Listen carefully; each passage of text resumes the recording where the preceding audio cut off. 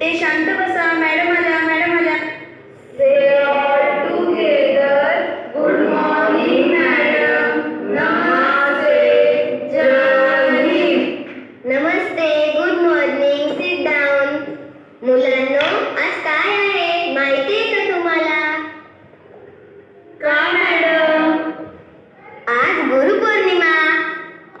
आज मी तुम्हाला गुरुपौर्णिमेविषयी माहिती सांगणार आहे. चला म्हणा माझ्या पाठून. गुरुर ब्रह्मा गुरुर विष्णू गुरुर ब्रह्मा गुरुर विष्णू गुरुर देव महेश्वरा गुरुर देव महेश्वरा गुरु साक्षात परब्रह्म गुरु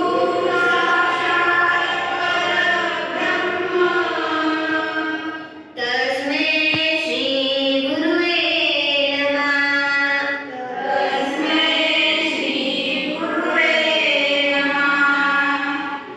मुलांनो, आज गुरुपौर्णिमा म्हणजे व्यासपूजेचा दिवस. आपल्या भारतात पूर्वी गुरुपरंपरा होती. साने पंडितांचा शिष्य कृष्ण, विश्वामित्रांचा राम हे गुरुशिष्य नात्यांसाठी अगदी प्रसिद्ध आहेत. आणि मॅडम, द्रोणाचार्य व अर्जुन देखील गुरु शिष्य होते.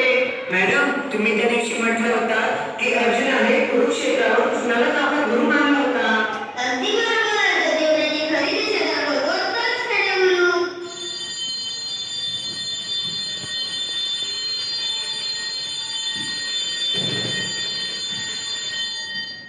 बरं सूरज, माझं घर आलंय, आता जातो मी आता. मॅडम म्हणाल्या ते बरोबरच आहे. आपल्याला सुद्धा आता गुरु शोधायलाच हवा. सूरजला दिवसभर शोधूनही गुरु भेटत नाही. थकलेला सूरज घरी येतो आणि दमलो बुवा, पण हा गुरु काही सापडला नाही. आता जेवतो आणि गाढ झोपी जातो. सूरज गाढ झोपी जातो आणि त्याच्या स्वप्नात अनेक व्यक्ती येतात, ज्या त्याला त्याच्या गुरुस्थानी वाटू लागतात. त्या व्यक्ती कोणत्या ते पाहूया या प्रसंगात. सूरज, अरे सूरज, उठ, बघ तरी कोण आले ते. अगं आई, तू ती पण माझ्या स्वप्नात. सूरज, आज दिवसभर गुरु शोधण्यात तू फिरत होतास, पण खरं सांगू का, ते काय आहे? अरे, प्रत्येक मुलाची आई हीच त्याचा पहिला गुरु असते. अगं, पण ते कसं काय? गुरु म्हणजे एकदम बाहेर व्यक्ती, मग तू कशी काय गुरु होऊ शकतेस?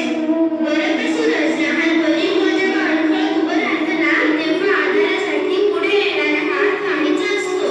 बरोबर, मॅडम पण म्हणाले, जीवनाची योग्य दिशा दाखवणारा तोच खरा गुरु. तेव्हा आई, तूच माझा गुरु. बरं, आता येते मी. झोपतो आता. सूरजला त्याचा पहिला गुरु सापडतो. तो म्हणजे त्याची स्वतःचीच आई. सूरज खूप आनंदी होतो आणि पुन्हा झोपी जातो.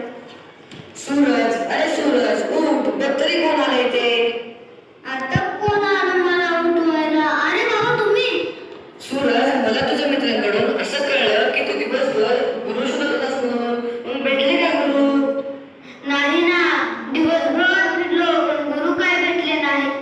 चल सूरज, माझ्या एका प्रश्नाचं आता उत्तर दे. हे बघ, तुला चांगले मार्क मिळाले की मी काय करतो बरं? मला तुम्ही शाबासकी देता. आणि कमी मार्क मिळाले तर? तुम्ही माझी समजूत काढता. अगदी बरोबर. तुला यश मिळालं की मी सुद्धा आनंदी होतो. तू दुःखी झालास तर मलाही फार वाईट वाटतं. हो बाबा, खरं आहे. सूरज, काही झालं किती झालं तरी कणा माझा ताट असतो, कारण खचलेल्या माझ्या मुलाला मीच उभारी देत असतो. खरंच बाबा, तुम्हीच माझे गुरु. कारण आईच्या पोषात तळामागचा कणकणा हा तुमचाच असतो. बरं सूरज, आता झोप तू, मी येतो. स्वतः ऊन पाऊस झेलून कुटुंबाला सावली देणारे वडील सूरजला गुरुस्थानी वाटतात आणि त्याला खूप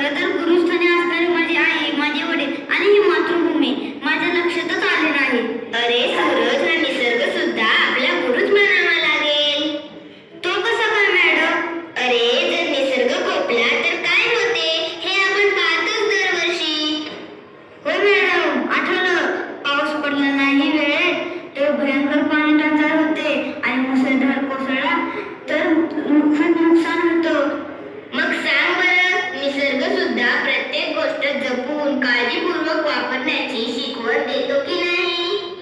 अरे हो, हे तर मला लक्षातच नाही आलं. पण एक सांगू का मॅडम, तुम्ही सुद्धा माझ्या गुरुच आहात. कारण तुमच्यामुळेच तर आम्हाला चांगल्या वाईटातला फरक कळतो. तुला सांगू का सूरज, आपल्या सगळ्यांचा मोठा गुरु म्हणजे तो परमेश्वर. कारण तोच तर सृष्टिकर्ता आहे. फुलाचे रंग, फळाची चव त्याच्यामुळेच आहे. या नद्या, हे पर्वत, आकाश, जमीन हे सारं काही त्याच्यामुळेच. अगदी सूर्य, चंद्र, तारे सुद्धा. मॅडम, आज मला कळालं माझी आई, माझे वडील ही जन्म मिळतो परमेश्वर. आणि हो, सर्व सर, मॅडम हे सुद्धा माझे गुरुच आहे. तेव्हा आजच्या या गुरु पौर्णिमेदिनी तुम्हा सर्वांना माझं विनम्र अभिवादन.